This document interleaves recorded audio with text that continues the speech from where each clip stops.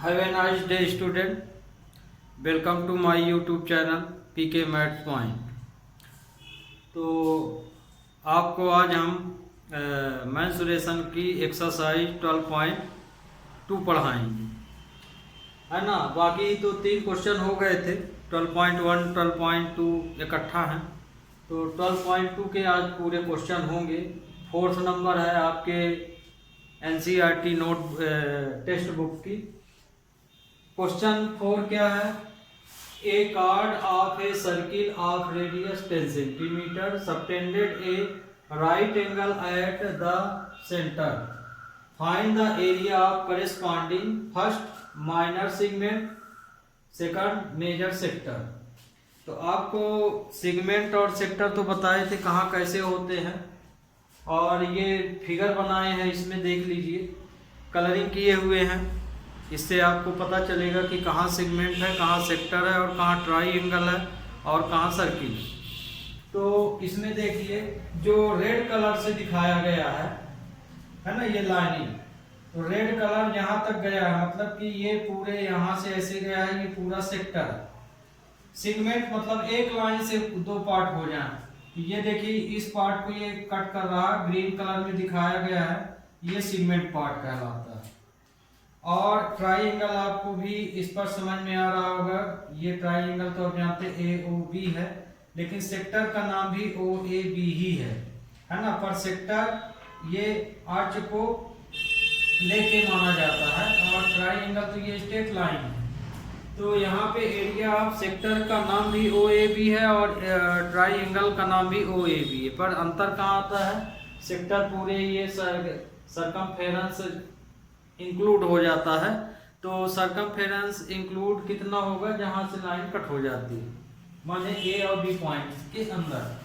तो इसमें देखिए हमको निकालने को ये बोला है, तो जैसे हमको माइनर सेगमेंट निकालना है, ये तो माइनर सेगमेंट तो यहाँ पे है, तो मतलब कि एरिया ऑफ सेक्टर में यदि हम एरिया ऑफ ट्राइएंगल को माइनस कर दें तो एरिया ऑफ सेगमेंट आ जाएगा, है ना, माइनर सेगमेंट आ जाएगा। सेक्टर, मेजर सेक्टर निकालना है, तो मेजर सेक्टर तो आपको पता है AOB है, तो सेक्टर का सीधे फार्मूला लगा के हम उसको निकाल सकते हैं। तो इस तरह से इसमें गिवन क्या क्या है, सॉल्यूशन लेते हैं। सॉल्यूशन में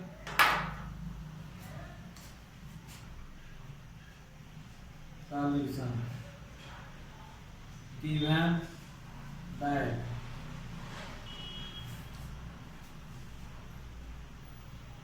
radius of the circle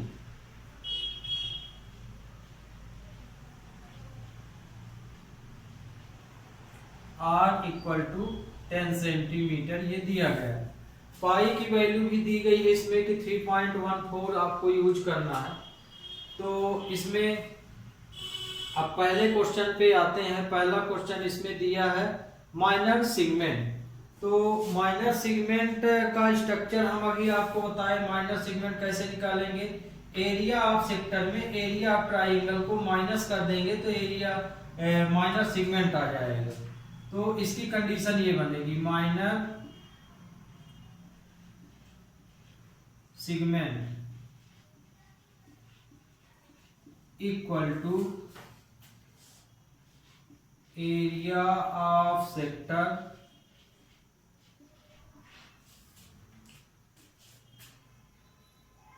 minus area of triangle OAB, ये होगा। तो अब एरिया ऑफ सेक्टर क्या होता है? एरिया ऑफ सेक्टर का formula theta upon 360 into pi r square. देखिए ये स्ट्रक्चर बना दिए हैं, फिर एरिया ऑफ सेक्टर है तो एरिया ऑफ सेक्टर में एरिया ऑफ सेक्टर का फार्मूला लिख दिए। अब यहाँ पे थीटा कितना दिया है, एंगल थीटा दिया है 90 डिग्री, मतलब राइट एंगल बन रहा है। तो एरिया ऑफ ट्राइंगल है, तो राइट ट्राइंगल कैसा है, राइट ट्राइंगल है, तो एरिया ऑफ यहाँ हम राइट ट्राइंगल लिखे दे रहे हैं ना,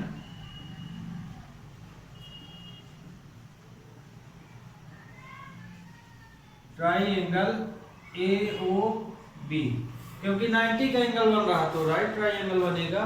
इसका फार्मूला हो जाएगा 1/2 बेस इंटू हाइट। तो इसमें बेस इंटू हाइट यही दोनों है, तो रेडियस ही इसमें काम कर जाएगा। R = 10 सेंटीमीटर, ये 90 यहाँ बन रहा तो एक बेस हो जाएगा, एक हाइट हो जाएगी। तो हियर B की वैल्यू भी 10 सेंटीमीटर है और H की वैल्यू भी 10 सेंटीमीटर है। थीटा आपको पता है, ये लिख दिए। R की वैल्यू भी आपको पता है 10 ही है, तो अब इसमें आप पूरी वैल्यू रख दीजिए। तो हम थीटा के स्थान पे 90, 360, पाई की वैल्यू 3.14 यूज करने के लिए बोला गया, तो इसी को यूज करना पड़ेगा। 10 का square minus 1/2 base into height, 10 है इसमें ये, तो ये इससे 0 से 0 कैंसिल, ये 4, तो ये आया 1/4 इंटू, और भी कट कर सकते हैं, जैसे 2 से ये भी कट हो जाएगा, ये भी कट हो जाएगा, कट ही कर ले। तो 2 2 जा 4। देखिए R का स्क्वायर है तो 10 को हम 2 बार लिख देते हैं, 10 इंटू 10, तो 2 2 जा 2 5 जा 2 5 जा 2 5 जा, ये पूरे नंबर कट गए। तो 3.14 इंटू, ये 5 2 5 है, तो यहाँ ये हो जाएगा 5 इंटू 5 माइनस 5 इंटू 10। अब इनमें इसका इंटू कर लीजिए, तो इसका इंटू कितना आएगा, इसका इंटू करना पड़ेगा। तो जैसे इसका इंटू 25 में 3.14 का इंटू करेंगे,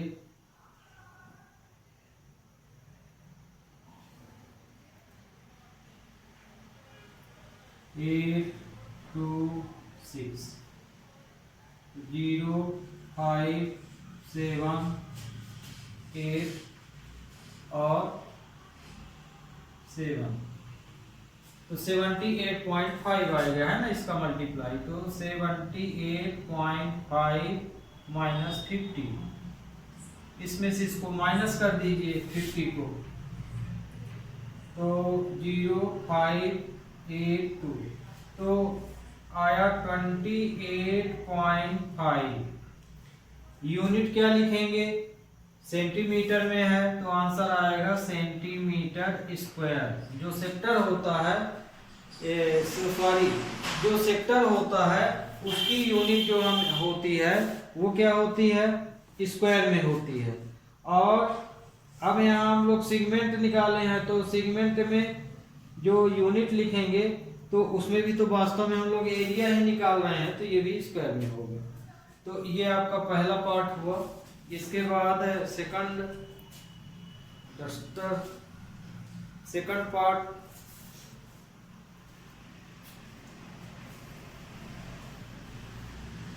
तो इसके सेकंड पार्ट में अब क्या दिया गया है, तो इसके सेकंड पार्ट में है अब मेजर सेक्टर फाइंड करना। तो मेजर सेक्टर देखिए क्वेश्चन में मिटा रहे हैं, इसी के दूसरे इसमें किए दे रहे इधर।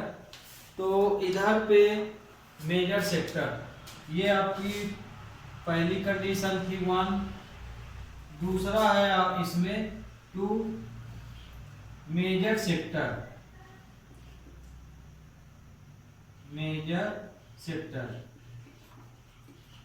मेजर सेक्टर कैसे फाइंड करेंगे, मेजर सेक्टर में आपको बताए थे, इसमें क्वेश्चन में लिख के दिया कि मेजर सेक्टर निकालना है। तो मेजर सेक्टर में जो भी एंगल दिया हो उसे आगे हम 360 से माइनस कर लेते हैं और जो एंगल आता है उसको पुट करते हैं। जैसे इसमें ये निकाले हो, यदि क्वेश्चन में होता है एरिया ऑफ सेक्टर निकालिए तब तो ठीक था, आप इसको निकाल दिए। लेकिन अब ये नाम लिख के दिया कि हमें मेजर सेक्टर निकालना, तो मेजर सेक्टर निकालना है यदि, तो जो भी थीटा दिया जाए उसको क्या करेंगे आप 360 से माइनस कर देंगे, जो आएगा उस वैल्यू को थीटा प्लेस पे रख देंगे। या दूसरा तरीका है कि फार्मूले में ही 360 माइनस थीटा कर लीजिए, तो अपने आप फिर ये सब सोचने की जरूरत नहीं है। तो जैसे अब हमें मेजर सेक्टर निकालना है, मेजर सेक्टर,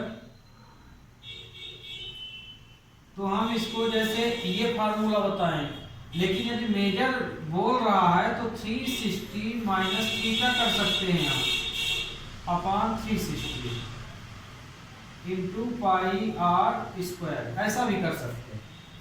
तो थीटा कितना दिया है 90 दिया है, तो 360 माइनस 90 360 इंटू 3.14 और रेडियस 10 दिया है तो 10 इंटू 10 हो जाएगा, तो ये हो जाएगा 270 अपॉन 360 इंटू 3.14 10 इंटू 10।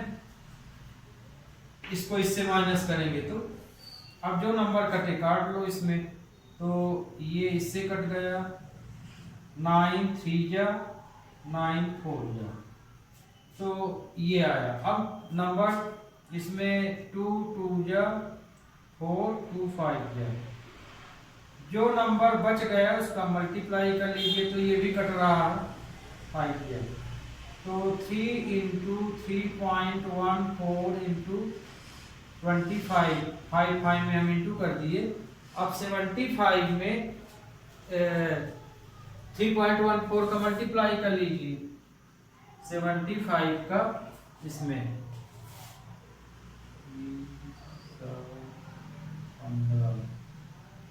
28 9 9 21 0 5 4 5 3 2।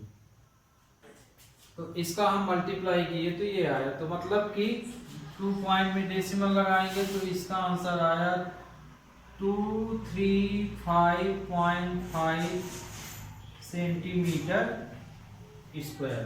तो ये आपका एरिया ऑफ सेक्टर आ गया।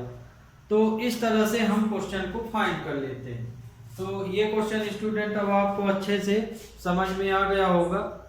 अब लेते हैं इसी का अगला क्वेश्चन। तो अगला क्वेश्चन अब क्या है इसको देखते हैं। अगले क्वेश्चन में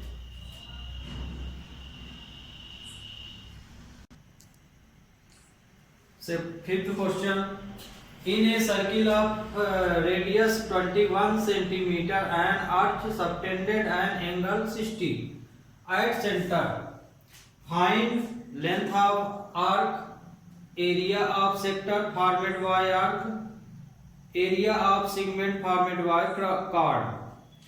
तो देखिए पिछला जो क्वेश्चन बताए थे फिगर वही बना हुआ है ना।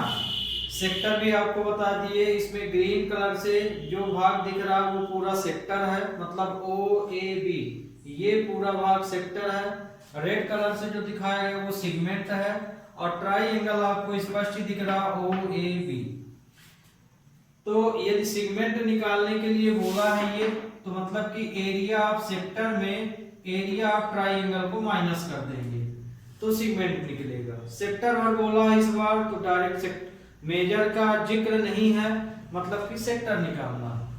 तो सॉल्यूशन जो दिया है इसमें आगे उसको लिख लीजिए। Given that R equal to दिया है 21 सेंटीमीटर, मतलब कि रेडियस इसमें कितनी दी गई है R इक्वल टू 21 सेंटीमीटर। तो इसमें रेडियस 21 सेंटीमीटर। तो आपको पता होगा कि यदि एंगल 60 का बने और दो साइड, मान लीजिए किसी ट्राई एंगल में दो साइड इक्वल है और एंगल भी 60 दे दिया है, तो इसका मतलब है कि वो ट्राइंगल हमेशा इक्विलेटरल ट्राइंगल ही होगा। तो ये ट्राइंगल इक्विलेटरल है, तो ये ए बी कार्ड जो है, ये ए बी कार्ड की लेंथ भी 21 सेंटीमीटर ही होगी। कार्ड ए बी कितना होगा? 21। क्यों होगा? क्योंकि इक्विलेटरल ट्राइंगल बना, तीनों साइड इक्वल है, तो hence triangle O A B is a equilateral triangle. Equilateral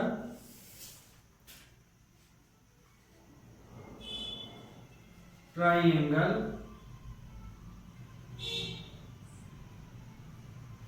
then chord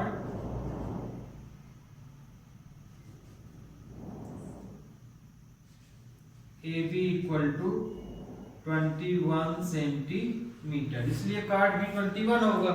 अब इक्विलेटरल क्वेश्चन में तो नहीं लिखा, लेकिन आपको ये 9th पढ़ चुके हैं, पता होना चाहिए कि यदि एंगल 60 का है, दो साइड ऑलरेडी इक्वल बता रहा, तो थर्ड साइड भी 21 ही होगी। तो ये लिख लिए। अब आपको सब चीज पता है, एंगल भी आपको पता है, थीटा कितने का है? 60 डिग्री का है। अब इसके बाद आप क्रम से अब इन क्वेश्चनों को सॉल्व करिए। ध्यान रखिए, जो क्वेश्चन ये वाला बता रहे हैं, ये क्वेश्चन 2019 में पूछा गया था। इसको और इसको, ये दोनों क्वेश्चन 2019 में पूछे गए थे। तो अब इस क्वेश्चन को सॉल्व करेंगे। जैसे फर्स्ट नंबर, पहला question, length of arc, hence length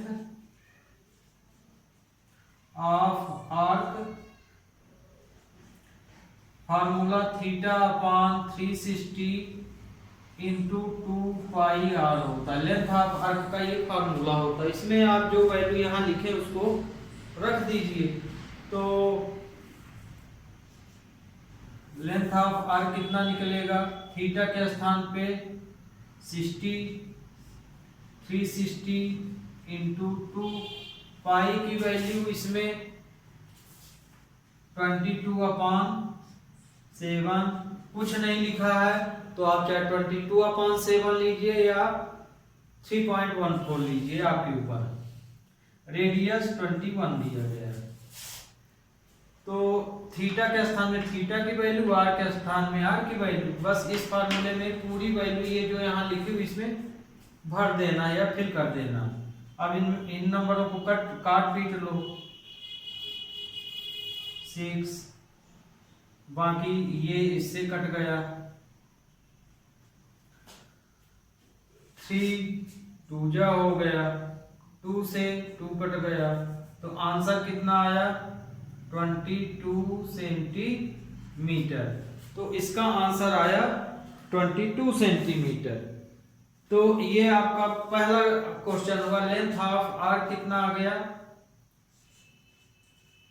length of arc आया 22 सेंटीमीटर। ये आपका पहले का रिक्वायर्ड आंसर हो गया है। ये आपका फर्स्ट आंसर। अब सेकंड क्वेश्चन में आपने एरिया ऑफ सेक्टर बोला है, तो एरिया सेकंड क्वेश्चन में area of sector, formula theta upon 360। देखिए आर्क में 2 पाई आर होता है, सेक्टर में पाई आर स्क्वायर हो जाता है। वैल्यू आपको पूरी पता है, इसमें आप पूरी वैल्यू रख दीजिए इसी फार्मूले में। थीटा के स्थान में थीटा की वैल्यू, तो थीटा है इसमें 60/360, पाई की वैल्यू 22/7 हम यूज कर रहे हैं, और आर की वैल्यू है 21। तो आर स्क्वायर है तो हम उसको 2 टाइम्स लिख दिए। तो 0 से 0 1 6 ये आया, तो 7 3 जा 3 2 जा 2 11 जा,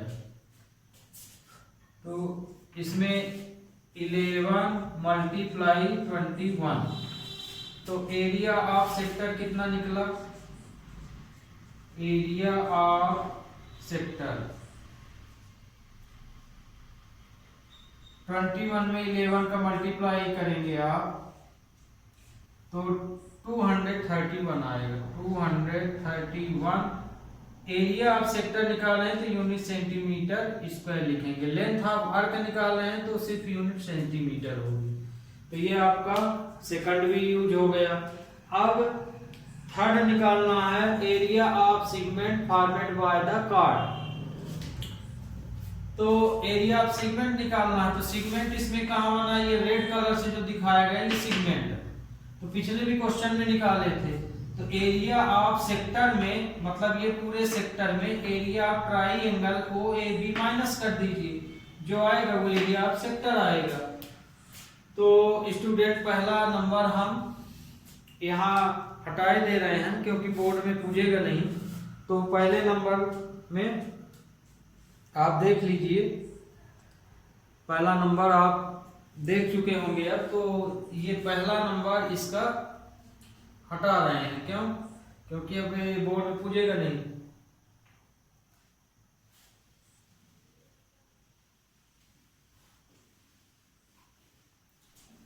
सेकंड भी हटाए दे, पूरा तो समझ में आ गया होगा आप लोगों के। तो इसका आप थर्ड नंबर में दिया है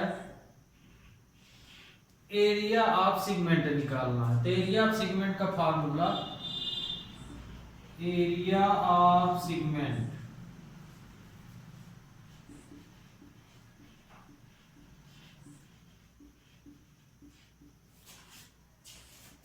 area of sector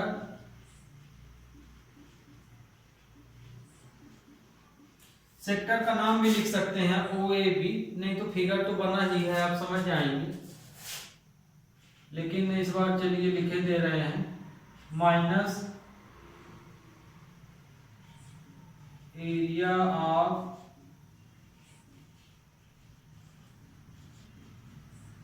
equilateral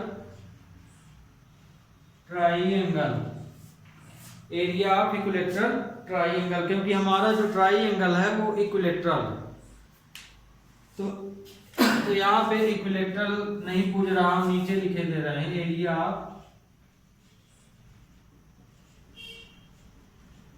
equilateral triangle, area of equilateral triangle.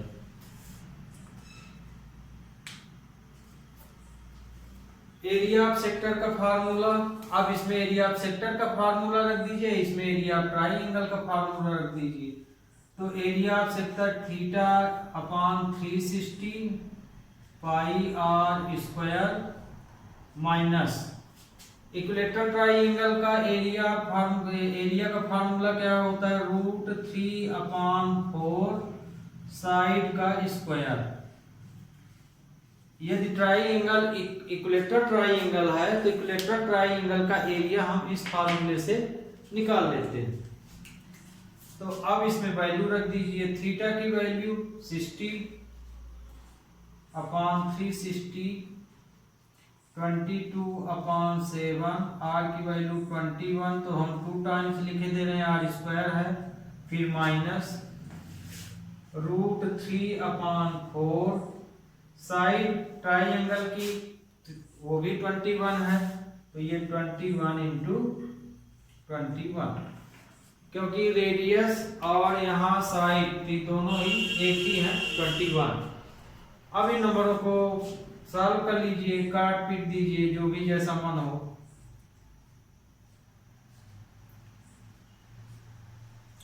ये हुआ 3 2 जा, वैसे भी एरिया ऑफ सेक्टर अभी पिछले उसमें निकाल भी चुके हो, 1 जा 231 आया।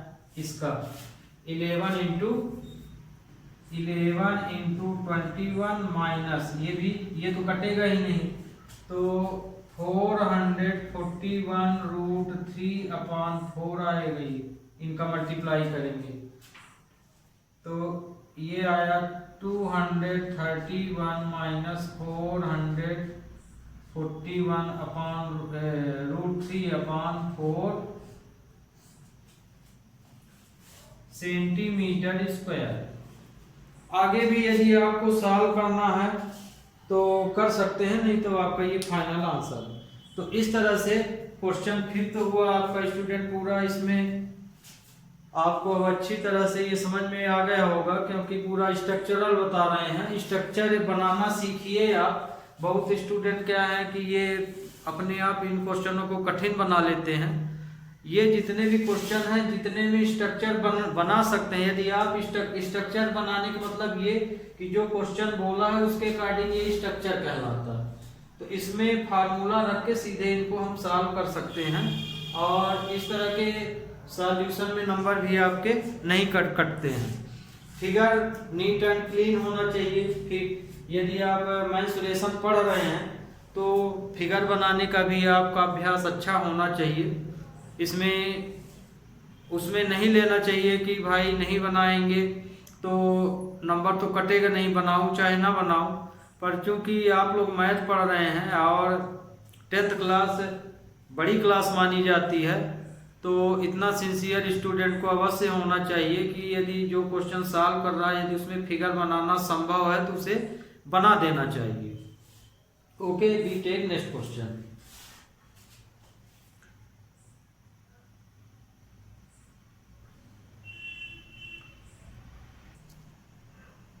तो अगला क्वेश्चन देखिए। क्वेश्चन 6 हमने लगा दिया है ना। तरीका तो आपको बता दिए हैं।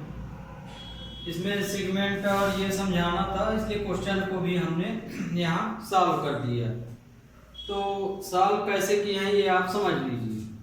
क्वेश्चन दिया है a chord of a circle of radius 15 centimetre subtended an angle of 60 at the centre. Find the area of the corresponding minor and major segment. यहाँ पे हमें पाई की वैल्यू 3.14 यूज करना है और √3 की जो वैल्यू है 1.73 ही यूज करना है। ठीक, तो जो दिया है उतना ही इसमें यूज करना है। तो सबसे पहले तो ये देखिए, इसमें दोनों ही सेगमेंट के बारे में पूछा गया है, माइनर और मेजर।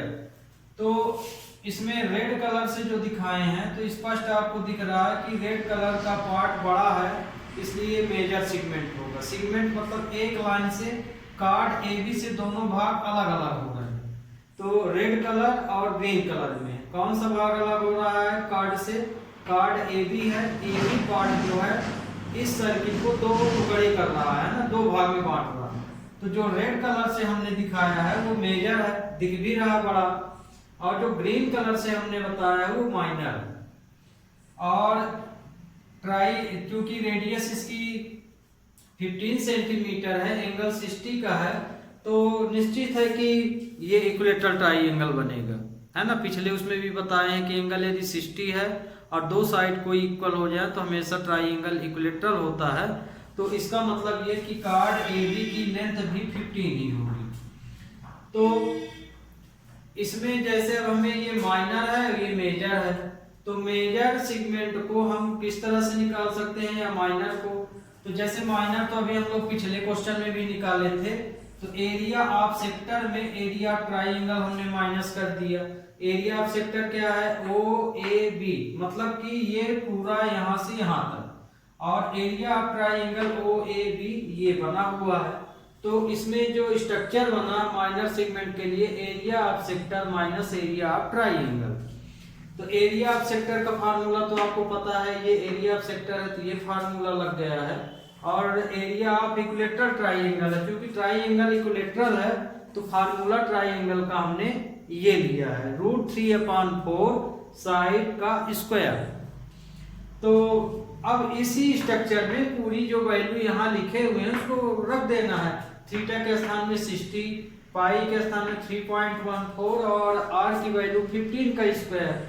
इसी तरह साइड भी जो है ट्राइंगल की ये जो बनी हुई है वो 15 ही है। तो साइड भी कितनी है? 15, तो यहाँ लिख भी सकते हैं here side r 15 centimetre. Triangle क्या है? इक्विलेटरल है। अब इसको आप काट पीट के सॉल्व कर लीजिए। आपको सॉल्व तो अपने से करना है, जरूरी नहीं कि जिस तरह से हमने नंबरों को कट किया उसी तरह से आप भी करेंगे। हो सकता है कि काटने का तरीका आप अलग ढंग से अपनाएं, दूसरे को दूसरी डिजिट से काटें, या हो सकता है कि आप पूरे नंबर को मल्टीप्लाई करके फिर डिवाइड कर दें, बात वही होगी। तो इस वैल्यू को भरने के बाद फिर इसको सिंप्लीफाई किए हैं, है ना। तो इस पार्ट को जब सॉल्व किए तो ये आया, है ना। इनका मल्टीप्लाई किए तो ये अपॉन 6, इसका तो मल्टीप्लाई स्पष्ट ही समझ में आ रहा है, ये आया। फिर इसको हम डेसिमल में कन्वर्ट कर लिए हैं, एलसीएम नहीं लिए हैं, इसको इससे डिवाइड किए हैं तो ये आया है। और इसका जो है इसमें वैल्यू रख दिए हैं 7। आगे ये देखिए जो वैल्यू यहाँ आपको दिख रही है, तो यहाँ ये 4 छूट गया है, ये 4 है, तो इसमें इसका इंटू करके 4 से डिवाइड किए तो ये आया। फिर दोनों माइनस कर दिए तो ये एरिया ऑफ माइनर सेक्टर आया।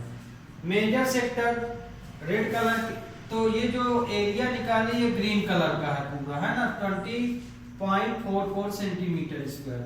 अब रेड कलर में जो मेजर सेक्टर है इसका निकालना है यदि, तो ये पूरा सर्किल है, तो सर्किल में हमने इतना भाग तो सॉल्व कर लिया, है ना, या माइनर सेगमेंट तो हम निकाल चुके हैं। तो यदि हम एरिया ऑफ सर्किल में इसको माइनस कर दे माइनर सेगमेंट को, तो मेजर सेगमेंट मिल जाएगा। तो हमने वही किया, मेजर सेगमेंट निकालने के लिए area of circle minus area of minor segment.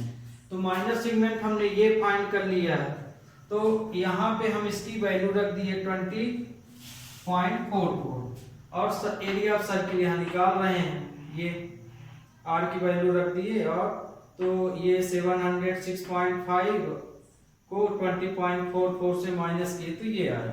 तो इस तरह से आपका ये क्वेश्चन सॉल्व हुआ है। ओके, तो अब आपको ये भी क्वेश्चन अच्छी तरह से समझ में आ गया होगा। हाँ, यहाँ आप ये मेन समझिए कि इसमें हम फाइंड कैसे कर रहे हैं।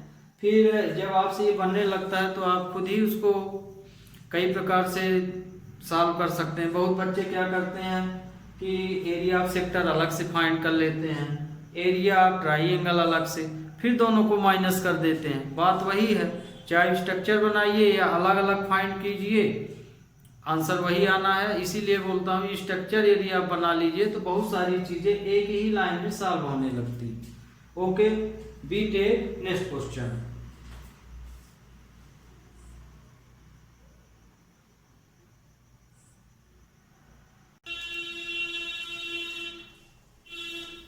तो क्वेश्चन नंबर 10 देखिए स्टूडेंट, इसके पीछे के 2 क्वेश्चन हम अगले लेक्चर में बताएंगे। टाइम कम होने की वजह से ये क्वेश्चन छोटा था, इसको ले लिए। ओके, तो 10 नंबर हम लिए हैं यहाँ पे। 10 नंबर में ये फिगर से तो आप समझ ही गए होंगे, अम्ब्रेला से संबंधित है। तो an umbrella has 8 ribs which are equally spaced, see the given figure. Assume umbrella to be a flat circle of radius 45 cm. Find the area between the 2 consecutive ribs of the umbrella. Question में ये बोला गया है कि एक छाता है और उस छाता में 8 तीलियां लगी हुई, जिसे हम कढ़ाई हम लोग बोलते हैं, और इंग्लिश में जो तीलियां लगी हुई हैं छाते में उसे रिब्स बोलते हैं। तो एक छाता इसमें 8 रिब्स लगी हैं, 1 2 3 4 5, बाकी पीछे है ना।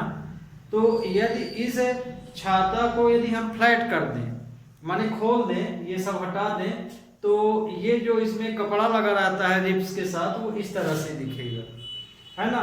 तो इसमें 8 रिब्स है, 1 2 3 4 5 6 7 8।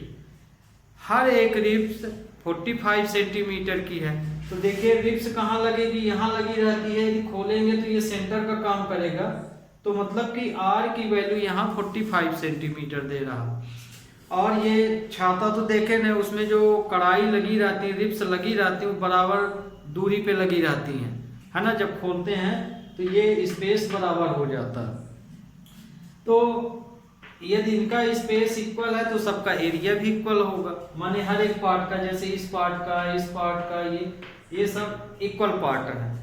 तो इसमें क्वेश्चन में बोला है कि किसी एक पार्ट का एरिया निकालिए, किसी भी एक पार्ट का। तो जैसे रेड पार्ट का हम एरिया निकाल लेते हैं, और मान लीजिए पूरे का बोलता तो हम फिर 8 का मल्टीप्लाई करते, क्योंकि इसमें 8 पार्ट हैं, लेकिन एक पार्ट का बोला है इसलिए हमें 8 का डिवाइड करना पड़ेगा। तो क्योंकि रिब्स जो है, रिब्सों के बीच का स्पेस जो है बराबर है, इक्वल है, इसलिए इसमें कितने सेक्टर बनेंगे? 8 सेक्टर बनेंगे, 8 है ना, 1 2 3 4 5 6 7 8। तो किसी एक सेक्टर का निकाल लेना है। तो गिवन ये तो लिख दिए हैं यहाँ। रेडियस कितना है? Here radius r equal to दिया है 45 सेंटीमीटर। ये लेंथ ऑफ रिब्स है, लेंथ ऑफ रिब्स। तो जो रिब्स की लेंथ है वही रेडियस का काम कर रही है। तो अब यहाँ पे हम किसी एक पार्ट का इसका एरिया निकालें, सेक्टर है ये, सर्किल भी निकाल लें। तो यदि हम ये पूरा सर्किल भी एक प्रकार से बना रहा है पूरा, तो यदि हम एरिया ऑफ सर्किल भी लगा दें तो भी आंसर आ जाएगा, है ना। 8 का डिवाइड कर दें उससे, या कि एरिया ऑफ सेक्टर। तो इसमें एरिया ऑफ सर्किल, तो हम यहाँ पे area of each sector equal to 1/8 pi r square. क्यों?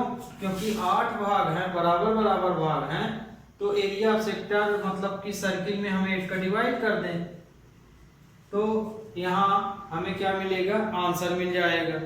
पाई की वैल्यू आप 22/7 यूज कर सकते हैं, या कि 3.14 भी लिख सकते हैं। 45 इंटू 45 ये है। अब ये नंबर तो किसी से कटेंगे नहीं, बस एक नंबर कट रहा है, ये 4 2 जा 2 से कट रहा है, 2 4 जा 2 1 जा। अब 11 इंटू 45 इंटू 45 अपान 4 इंटू 7। अब नहीं कटेगा तो इनका मल्टीप्लाई कर लीजिए और इनका कर लीजिए, डिवाइड कर दीजिए। डिवाइड करना तो ठीक है, नहीं तो फ्रैक्शन में भी लिख सकते हैं।